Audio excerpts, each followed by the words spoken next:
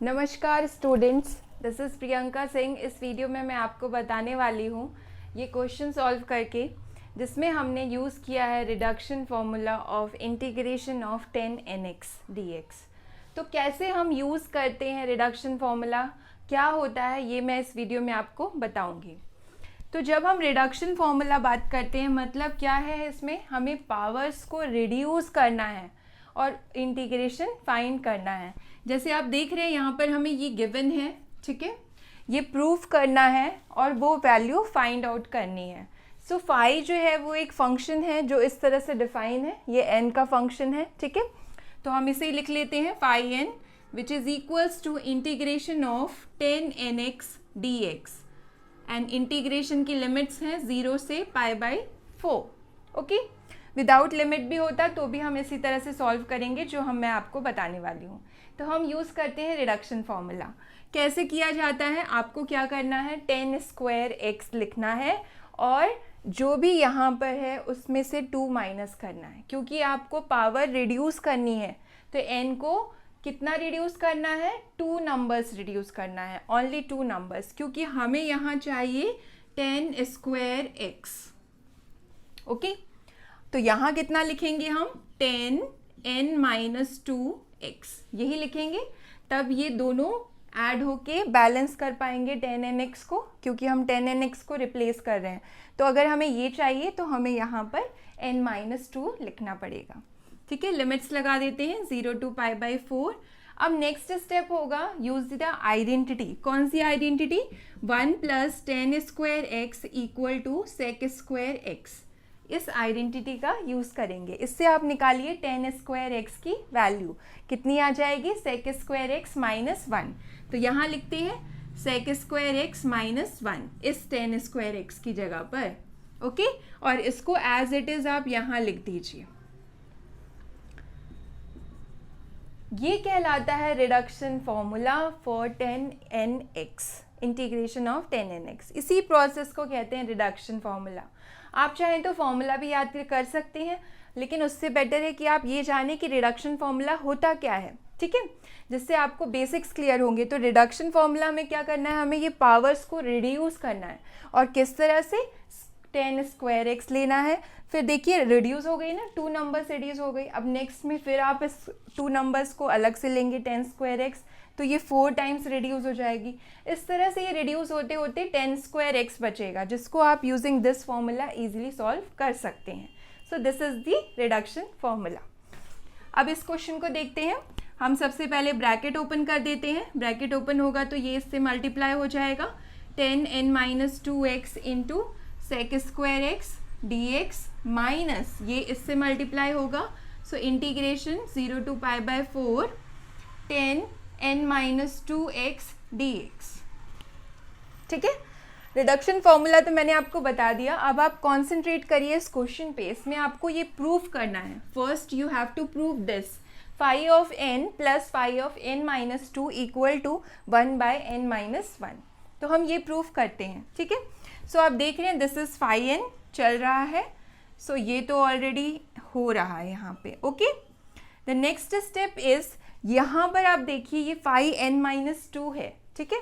This is phi of n-2, क्योंकि ये जो फंक्शन है ये इस तरह से डिफाइन है। phi of n की वैल्यू क्या है, ये है, बस n यहाँ पर है तो यहाँ n है, ठीक है।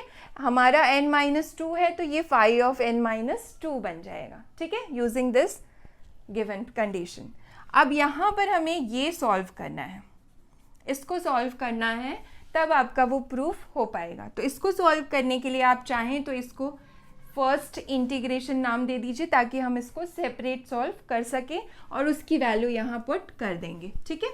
तो फर्स्ट इंटीग्रेशन क्या है आपका, integration of 0 to π/4 from 0 to π/4 10n-2x sec²x dx।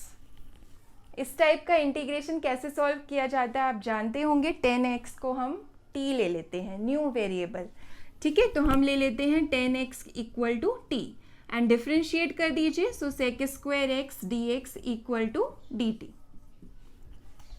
ठीक है, टेन और सेक में अगर रहता है फंक्शन और सेक स्क्वायर एक्स है तो आप इसी तरह से इसको सॉल्व करते हैं, 10x को एक नया वेरिएबल t लेकर। इतना तो ठीक है, लेकिन आपको ये लिमिट्स दी हैं तो इसलिए आपको लिमिट्स भी इसकी चेंज करनी पड़ेंगी, t की लिमिट्स निकालनी है, यहाँ ये x की लिमिट्स हैं। So when x is 0 t is equal to tan 0 and tan 0 is 0, okay, and when x is pi by 4, this is pi by 4, okay, so t is, यहाँ value डाल देंगे 10 pi by 4 and 10 pi by 4 is 1, so limits भी आपकी change हो गई हैं 0 to 1, so ये integration I is become 0 to 1, ठीक है, लिमिट्स 0 to 1 हो गई है। यहाँ आप t लिखेंगे 10x की जगह पर, so this is t to the power n minus 2 and sec square x dx की जगह लिख देंगे dt। अब देखिए इसको इंटीग्रेट करना बहुत सिंपल है, this is algebraic function, simple आपको इसमें +1 करना है और डिनोमिनेटर में भी, so this is t to the power n minus 2 + 1, ठीक है, n माइनस 2 + 1 कितना होगा, n minus 1 divided by n minus 1 और लिमिट्स लगा देंगे 0 to 1। आप चाहें तो 1/n माइनस 1 बाहर लिख लीजिए because this is constant, and limit अब लगाइए, ठीक है, तो अब लिमिट लगाएंगे तो आप देख रहे हैं दिस इज t की वैल्यू 1 डालनी है, so 1 to the power n minus 1 minus 0 to the power n minus 1। 0 की तो कोई वैल्यू नहीं है, पावर में भी होगा कुछ भी, और 1 के ऊपर कोई भी पावर हो, पॉजिटिव नेगेटिव एनी, इसका वैल्यू 1 ही रहता है, तो ये 1 आ गया, so this is equal to 1/n minus 1, ठीक है, so this is the value of i जो हमने यहाँ निकाला था, ये वैल्यू आ गई। तो आप देखिए अब i वैल्यू हम यहाँ डाल देते हैं which is 1/n minus 1 minus of i n minus 2, ये इसको यहाँ शिफ्ट कर देते हैं positive, so this is positive phi n minus 2 equal to 1/n minus 1।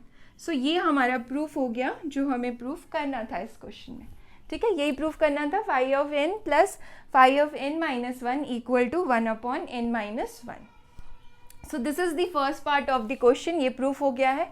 अब हमें निकालना है phi of 5 की वैल्यू, ठीक है, सो ये वैल्यू निकालना भी बहुत सिंपल है, आप चाहें तो पहले n की वैल्यू 5 लिख दीजिए, दो मेथड हैं इसको सॉल्व करने के, ठीक है, आप चाहें तो ये 5 कितना होगा, यहाँ अगर आप 5 लिखेंगे so this is equal to 0 to pi by 4 10 5x dx, ये होगा, ठीक है। इसको आप रिडक्शन फॉर्मूला से सॉल्व कर सकते हैं, कैसे कर सकते हैं, जब आप इसको इस तरह से लिख देंगे 10 cube x into 10 square x dx, ये तो आपको करना ही होता है स्क्वायर x, और पावर बची है 3 तो 3 यहाँ आ जाएगी। सो ये मेथड भी है और इसी तरह से आप सॉल्व करेंगे तो ये सॉल्व हो जाएगा, ठीक है, आपका आंसर आ जाएगा। एंड द सेकेंड मेथड ये है जो हमने अभी रिजल्ट निकाला है, ये रिजल्ट जो निकाला है इसका हम यूज़ कर लें, ठीक है, कैसे यूज़ करेंगे, अगर आप इसी इक्वेशन में phi of n plus phi of n minus 2 equal to 1/n minus 1, इसी रिजल्ट में n की वैल्यू 5 डालिए, n equal to 5, so this is phi of 5 plus phi of 5 minus 2 is 3 equal to 1/5 minus 1 is 4. So this is phi of 5 equal to 1/4 minus phi of 3. अब phi of 3 again आप निकाल सकते हैं using this formula। अगर आप इसी फॉर्मूले में जो आपने अभी निकाला है phi of n plus phi of n minus 2 equal to 1/n minus 1, इसमें n की वैल्यू 3 डालेंगे तो this is phi of 3 plus phi of 1 equal to 3 minus 1 is 2। So phi of 3 की वैल्यू कितनी है, 1/2 माइनस phi of 1। सो ये value अगर हम यहाँ सब्सटीट्यूट कर दें, सो this is 1/2 plus phi of 1, और phi of 1 कितना है, इसको सॉल्व कर लेते हैं, ठीक है, दिस इज एलसीएम 4 आ जाएगा, और यहाँ पर बचेगा आपके पास 1 माइनस 2 प्लस phi of 1, अगर आप 1 डालेंगे यहाँ तो ये हो जाएगा integration 0 to pi by 4 10 1x dx, okay, और ये हो जाता है minus 1/4 plus integration 0 to pi by 4 10x dx, और 10x का इंटीग्रेशन तो आप जानते ही हैं कितना होता है, उसका यूज़ कर लीजिए। 10x का इंटीग्रेशन होता है log ऑफ sec x, सो उसको लगा देंगे फॉर्मूला यहाँ पर और ये डायरेक्टली आंसर आ जाएगा। सो यहाँ के आगे हो जाएगा 5/5 equal to -1/4 plus log of sec x, ठीक है, और लिमिट्स लगा दीजिए 0 to π/4, this is the limit 0 to π/4। यहाँ वैल्यू डालते हैं log sec π/4 upper limit minus log sec 0, okay. sec 0 आप निकाल लीजिए कितना होगा, एंड यहाँ पर निकाल लीजिए। आप चाहें तो इसको 1/cos π/4 लिख सकते हैं और इसको 1/cos 0 लिख सकते हैं, ताकि आप जो cos के वैल्यूज जानते हैं वो सब्सटीट्यूट कर सकें।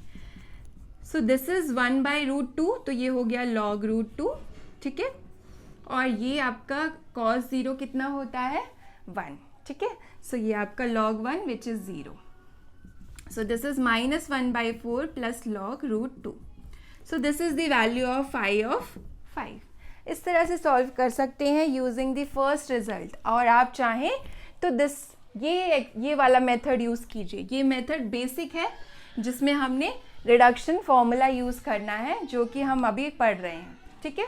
सो ये है मेथड। इसके बाद भी कोई डाउट रहता है तो आप कमेंट में पूछ सकते हैं, and subscribe my channel, like and share.